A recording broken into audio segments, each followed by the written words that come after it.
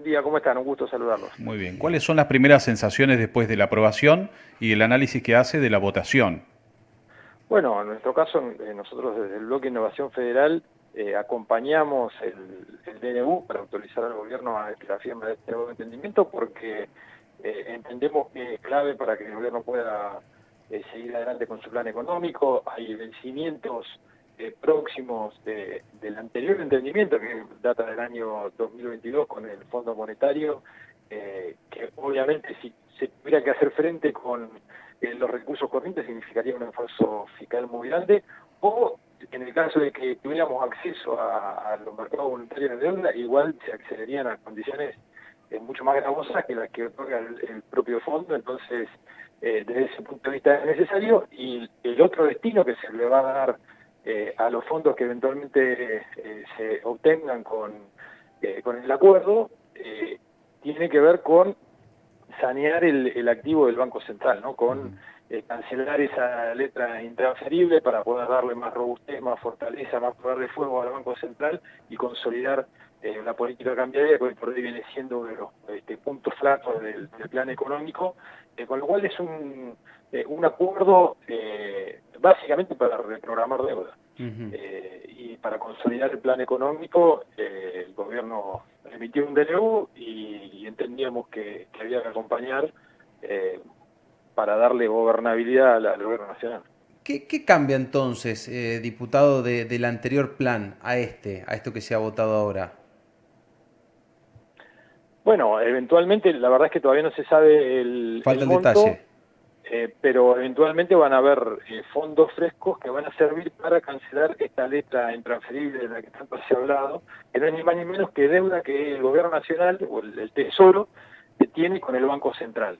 Y esto es consecuencia, y en esto no podemos hacerlo distraídos, de años, décadas de desmanejos en el Banco Central, de un Banco Central que financiaba los déficits recurrentes del Tesoro vía emisión monetaria, y la forma de transferírselo al Tesoro era el Tesoro asumiendo una deuda con el Banco Central, ¿no? Entonces, eso lo pone en una fragilidad muy grande, porque en lugar de tener reservas en su activo, tiene un papelito que le dice que el Tesoro argentino le debe dinero. Lo que cambia es eso. Después lo otro, un cambio significativo más de fondo, es que cada vez que se negociaba un acuerdo con el fondo, la discusión pasaba por como pasa en cualquier banco que le presta plata a un ahorrista, ¿no? A alguien que toma un crédito, es, bueno, ¿cómo me lo vas a devolver? Y en ese sentido se hacía mucho foco en la solvencia fiscal, en la necesidad de tomar medidas para reducir el déficit, para tener una economía sustentable. Esa discusión hoy no se da porque desde hace un año que estamos en equilibrio fiscal, o sea, la política fiscal es muy sólida. eh, y la discusión pareciera que pasa más por la forma, ¿no? Por si fue DNU, por si fue decreto, por si están los detalles, no están los detalles. Eh, Recordemos también en esto, y hagamos un poco de historia, que la ley 27.612, de la que tanto se ha hablado, que es la que obliga a pasar por el Congreso, se sancionó en el año 2021. Antes de eso, todos los acuerdos con el Fondo Monetario no pasaban por el Congreso por una razón muy sencilla. Los acuerdos que firma el Fondo Monetario con los distintos países son todos muy similares en cuanto al plazo que otorga, a las tasas que se cobran, que son muy bajas. Entonces, la ley de administración financiera habilitaba que esos acuerdos no pasen por el Congreso.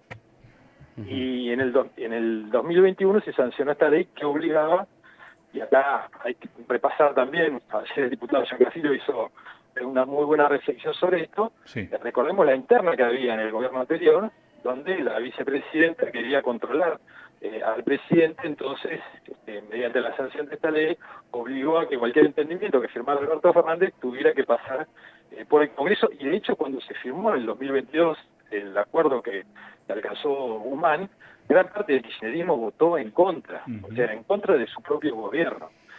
Bueno, esos mismos que hicieron todo eso en la gestión anterior, ayer eran catadores de institucionalidad y decían que era una barbaridad, que no pase. La verdad que el acuerdo pasó por la autorización para firmar el acuerdo, pasó por el Congreso. Obviamente el gobierno hace un análisis de cuál es el equilibrio de fuerzas que tienen ambas cámaras, y optó por esta opción que puede ser cuestionable. Yo entiendo que es razonable de firmar un DNU, dar la discusión en la comisión bicameral, no esperó que pasen los 10 días, envió el proyecto, convocó a la comisión bicameral y ayer se aprobó en la Cámara de Diputados. Exactamente. Agustín, ha sido muy amable por su tiempo. Le queremos agradecer, como siempre, la predisposición de atendernos.